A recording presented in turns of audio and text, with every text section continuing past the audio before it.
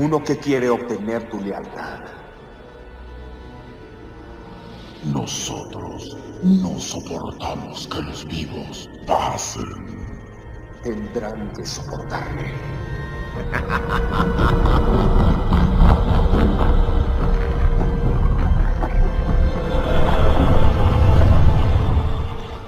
Te platico que hay un subtema que surgió de esto, que es que hay protestantes, hermanos protestantes, que ellos piensan, opinan o suponen que ciertamente la Virgen sí es madre de Dios. En una época, digamos de manera, ellos lo ven así como temporal, de una manera, le dicen como terrenal o durante un tiempo, pero que actualmente ya no. O sea, actualmente lo quieren ver así como de que en nuestros días, pues ya no le tendrías que decir madre de Dios porque eso fue en el pasado. O sea, tú tendrías que decir, cambiarían en Éfeso, ya no se tendría que haber dicho, la Virgen es madre de Dios. Tendría que haber dicho, la Virgen fue madre de Dios, pero actualmente ya no es. Una cosa así. Ese es el tema. Hice una pequeña lista de aproximadamente 7 objeciones para decir que María es madre de Dios actualmente. No, es que ni siquiera, se me hace tan loco que ni siquiera sé bien cómo decirlo, porque actualmente es algo como medio, ¿qué queremos decir con eso, no? Entonces, ¿te parece si te voy lanzando las objeciones y tú me vas diciendo si las consideras válidas o no y por qué? Sí, claro. Vale, pues venga. Mira, la primera objeción es que cuando nosotros decimos que María es madre de Dios, lo estamos diciendo a manera de título, a manera así como de que, a ver, imagínate como lo que sería un doctorado honoris causa, un título de honor, pero como que en realidad no hay nada detrás. No sé si me voy a entender. Uh-huh. Sí, no tendría sentido esa objeción, porque es un título, pero es un título que obedece a una relación. Entonces diríamos que no es lo uno o lo otro. Son las dos cosas. Es un título, sí, es un título, pero la pregunta es, ¿pero por qué? ¿Por qué es que recibe ella ese título? Y la respuesta es por la relación que tiene con el Dios humanado, con el Dios encarnado, con Jesús de Nazaret. Y en virtud de que Jesús tomó carne de ella, es que ella es la madre de esa persona que sabemos que aunque tiene naturaleza divina y naturaleza humana, es una sola persona y es una persona divina. Entonces de allí es que ella sea la madre de Dios y es justo que reciba el título de madre de Dios, refiriéndonos a la segunda persona de la Santísima Trinidad encarnada. Obviamente, si el debate o la discusión fuese sobre la preexistencia del Verbo desde la eternidad pasada, por así decirlo, pues no habría debate, porque nadie tendríamos esa posición, ¿no? Claro, exacto. Bueno, a ver, ahí te va otra objeción. Dice, bueno, actualmente María ya no es madre de Dios porque ser madre es una cuestión de necesidad, o sea, pues fue necesario que le diera de comer, que lo atendiera, que lo cuidara, pero entonces eso es solamente aquí en la tierra, porque en el cielo no necesita darle de comer. Entonces desaparece toda necesidad y por lo tanto desaparece la maternidad. ¿Cómo ves esa objeción? Está muy extraña. Sí, es muy extraña y tampoco se sostiene realmente, porque aunque quizás Jesús no va a estar sujeto a las mismas o a las limitaciones que tuvo aquí en la tierra, no se sigue que Jesús ya no mantiene su naturaleza humana, o que Jesús deja de ser la misma persona que caminó sobre la tierra. Mientras Jesús permanezca siendo la misma persona que caminó sobre la tierra, mientras Jesús conserve su naturaleza humana, seguirá siendo el Hijo de la Virgen María, seguirá siendo, la Virgen María seguirá siendo la Madre de Dios, la Madre del Dios encarnado. En otras palabras, están eternamente ligados en virtud de la unión hipostática, de la hipostasis. La Virgen y Jesucristo están ligados por siempre. La única forma que la Virgen María deje de ser la Madre de Dios es que se disuelva el vínculo, que se disuelva el lazo que los relaciona. Y eso implicaría que Jesús pierda de alguna manera misteriosa, que pierda su naturaleza humana y que deje de ser el hombre Dios, pero eso sería catastrófico, porque el día que suceda eso, se rompe realmente la redención de la humanidad.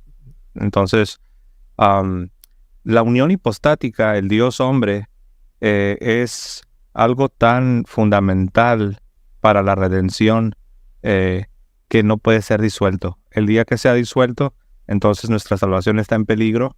Y entonces sí, si eso sucediese, si se disuelve el lazo que une a la Virgen con Jesucristo, aparte de que perdemos la redención, entonces y solo entonces se podría decir que la Virgen ha cesado de ser la madre del Dios encarnado. Ok, muy interesante. A ver, vamos con un argumento que es muy parecido. No sé por qué la gente dice estas cosas, pero a ver, básicamente es esto. En realidad, las relaciones son una cuestión psicológica.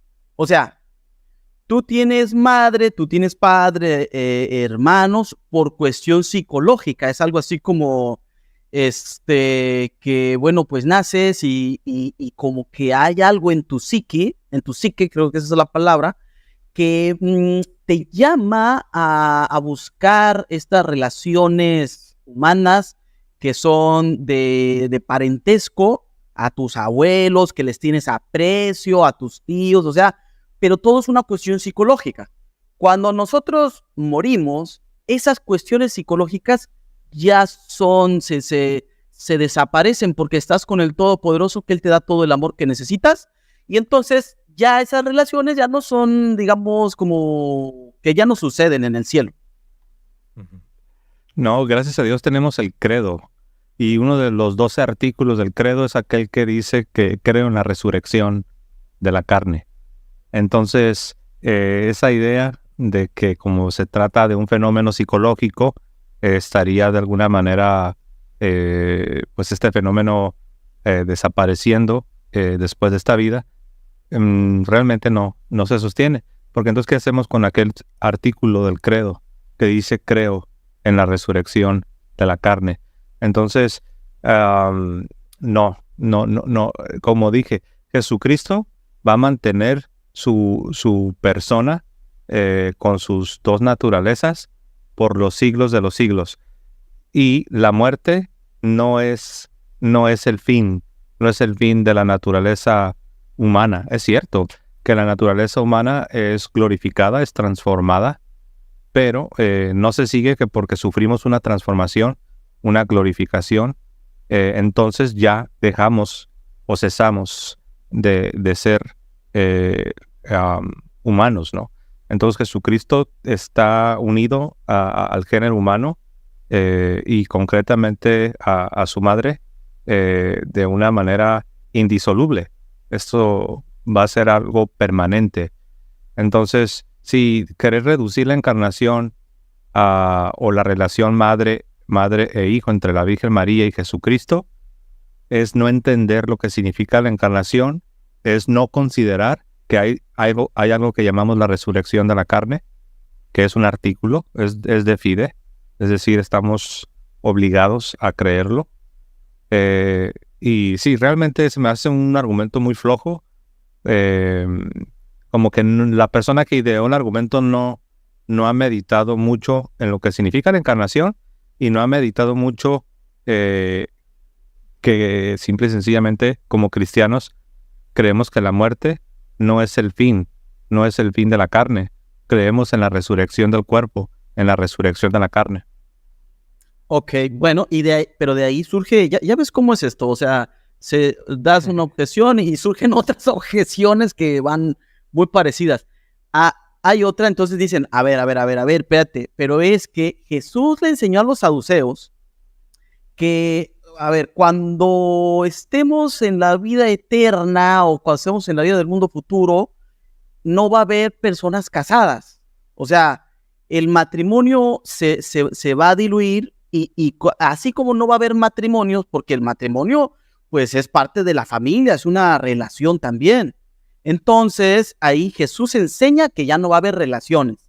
Y entonces vamos a vivir todos como hermanos, o sea, como somos hijos de Dios, todos vamos a estar como hermanos y nuestros papás, nuestros tíos, nuestros primos y las personas, nuestro matrimonio, todos vamos a ser igualitos como hermanos. Entonces, porque ahí lo enseña, o sea, si se diluye el matrimonio, también se diluye la relación entre padres e hijos.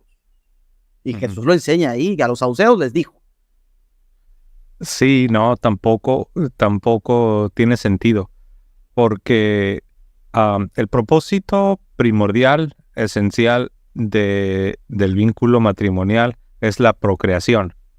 Entonces, debido precisamente a que ya no habrá procreación en la vida venidera, en la vida eterna, es por eso que ya no habrá matrimonio. Entonces, pero no se sigue que como el matrimonio, digamos que llega a la plenitud de su propósito, que es procrear, y en la vida eterna ya no existe la procreación, entonces todas las demás relaciones también quedan abolidas. No, o sea, es un salto muy grande concluir que porque el matrimonio llega a su fin debido a que ya no se requiere la procreación, entonces todas las demás relaciones quedan extintas, quedan disueltas. No tiene sentido. Por ejemplo, la misma Trinidad, la Santísima Trinidad, hay relaciones intertrinitarias entre el Padre, el Hijo y el Espíritu Santo, y sabemos que esas relaciones perduran, son eternas, no tienen principio y no tienen fin. Entonces, la unión hipostática, que algo muy interesante, estas relaciones intertrinitarias que mencioné, Gibran, también son una forma de hipostasis. Y entonces cuando la segunda persona se encarna tomando carne de la Virgen María, ahí hay otra hipostasis, hay una unión hipostática. Esa unión hipostática, a semejanza de las otras hipostasis que existen en las relaciones intertrinitarias entre el Padre, el Hijo y el Espíritu Santo, también permanece. De hecho, tal vez este sería el argumento más fuerte para refutar esta idea, que en la vida venidera la unión hipostática queda disuelta. Entonces, si esa unión hipostática puede ser disuelta, entonces, ¿con qué base vamos a sostener que las otras relaciones intertrinitarias entre Padre, Hijo y Espíritu Santo no pudiesen también ser disueltas? Sí, casi todas estas objeciones, Gibran, se responden con la siguiente afirmación. Para que la Virgen María deje de ser la madre del Dios encarnado, sería necesario que el Dios hombre sufra una disolución de sus naturalezas. Lo voy a repetir una vez más. Para que la Virgen María deje de ser la madre del Dios encarnado, sería necesario que el Dios hombre Jesucristo sufra una separación, una abolición de sus dos naturalezas que le hacen el Dios hombre, ¿no? Es imposible. Sería hacerle violencia a la persona divina de Jesucristo, del Dios hombre, para que pudiese suceder que la Virgen María ya no es o ya no será la Madre de Dios. Yo también creo que lo que no se dan cuenta es que al negar esto, en realidad están afectando a nuestra fe en Cristo. Entonces, pero también depende de cómo se entienda la maternidad de María, porque te voy a dar otro argumento que dicen, haciendo una mala interpretación del concepto de Teotocos, dicen, bueno, es que María solamente fue portadora como quien lo acarreó.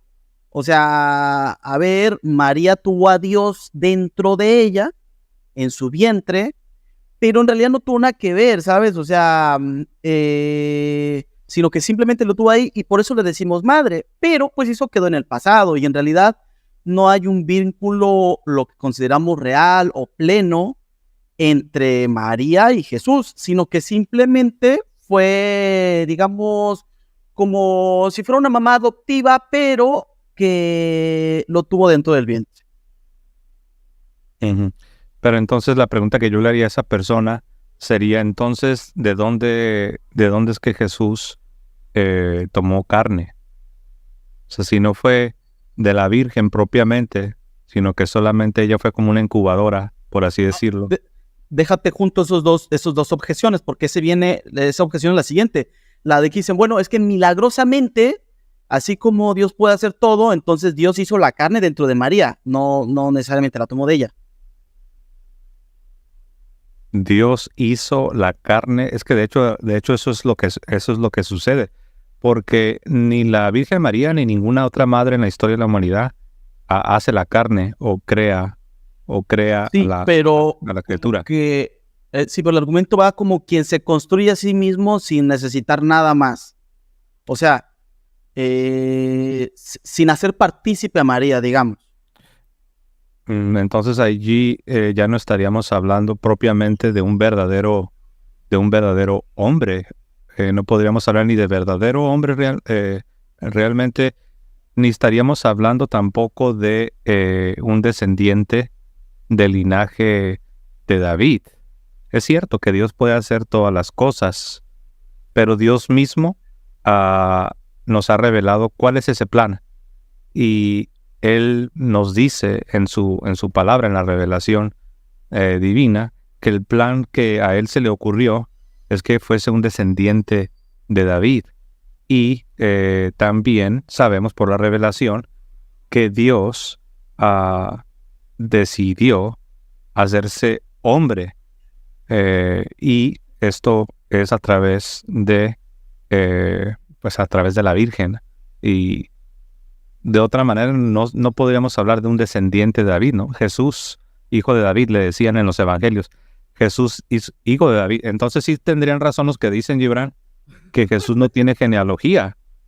Es lo que te estoy diciendo. Ese sería como el argumento final, ese es el último argumento, que Jesús en realidad no tiene genealogía verdadera. Es una genealogía porque como es hijo adoptivo de José, entonces él no, es como hijo adoptivo de David también. O sea, es así como en apariencia o más propiamente lo ven como una cuestión legal, pero no una genealogía verdadera como tal, digamos, ¿cómo podemos decir? De sangre. O no de sangre, sino de carne, más bien creo que sería la palabra más específica. Entonces no tiene una genealogía, sino que es en apariencia. Tienen razón cuando se trata de José. Tienen razón. José no es su padre biológico, su padre putativo, diríamos adoptivo.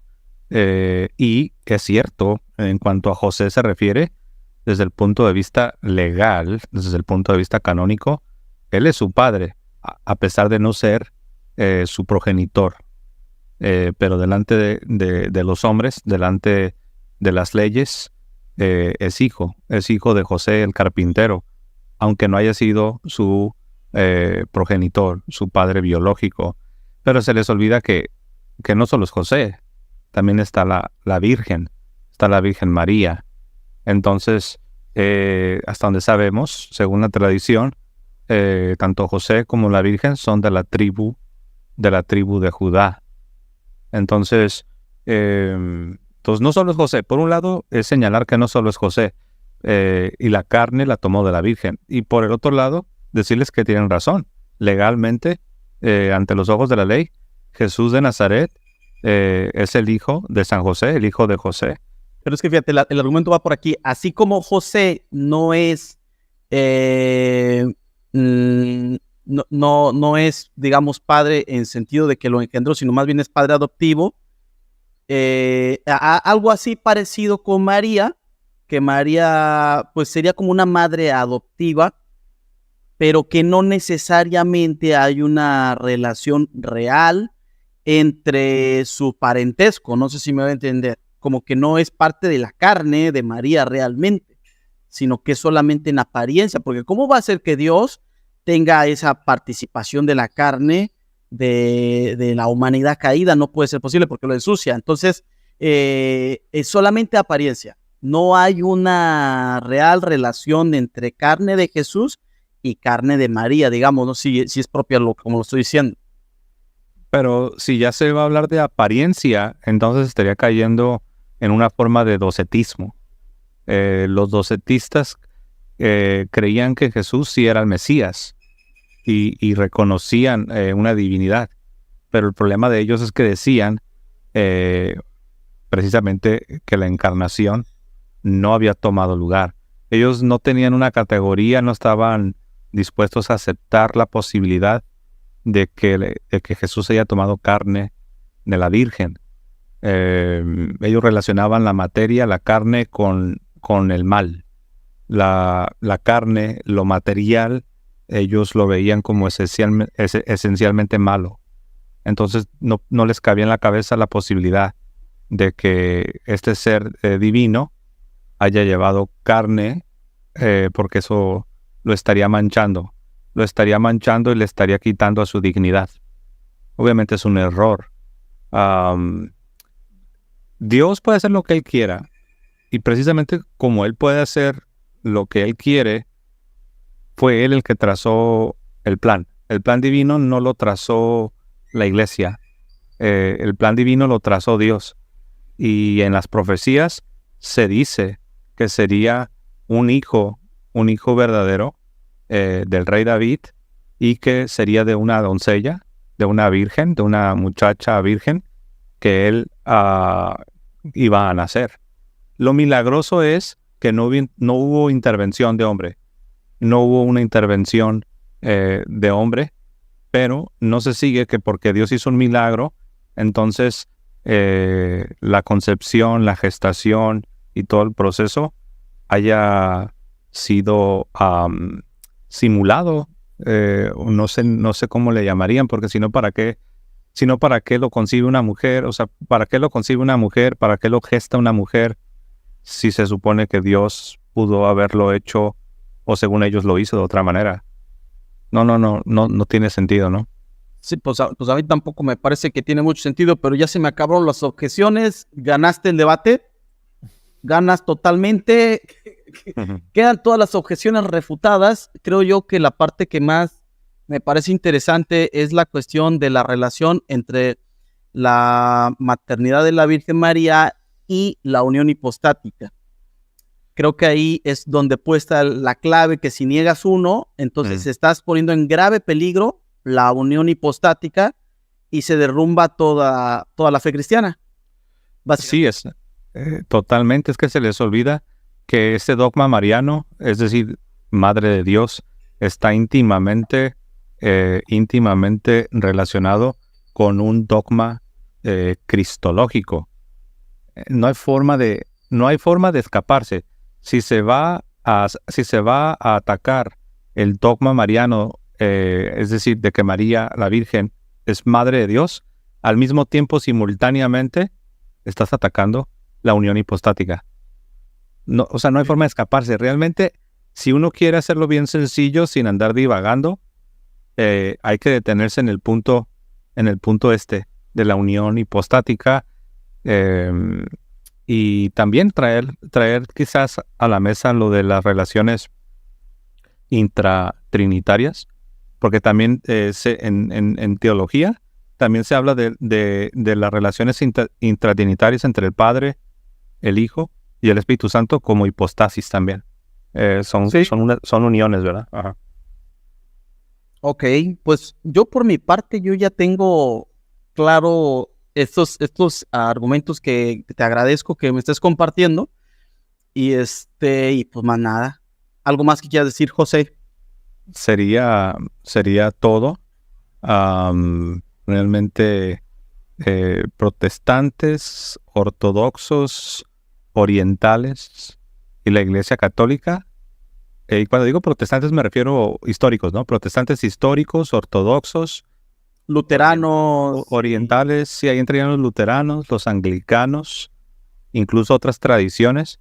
Todos a una voz decimos que la Virgen María es Madre de Dios. Es cierto que ya los protestantes van diluyendo y van perdiendo la devoción, Pero en cuanto a que ella sea la madre de Dios, no solo de título, sino también cuando digo ontológicamente, no me refiero que ella es la madre en el sentido de que ella antecede al verbo eterno. Eso sería una herejía. No, en el sentido de la naturaleza. Así es, en el tiempo. Cuando Dios irrumpe el tiempo y el espacio y se anuncia la encarnación, en ese momento hay algo ontológico, hay algo que los une. Esa unión hipostática está uniendo la divinidad con la humanidad y es una persona divina, es Jesucristo, naturaleza humana, naturaleza divina. La naturaleza humana la está tomando de su madre la Virgen María, y Jesús permanece siendo esa persona divina con esas dos naturalezas por los siglos de los siglos. Si alguien quiere desbaratar esa hipostasis, pues bueno, se está metiendo en problemas, ¿no? Bueno, pues te agradezco mucho, José. Es un gusto verte por aquí, te deseo suerte y ojalá que de pronto nos volvamos a ver para resolver otro caso de atragantravelirigualamiento. Te mando un abrazo. Gracias, Gibran. Sale, bye.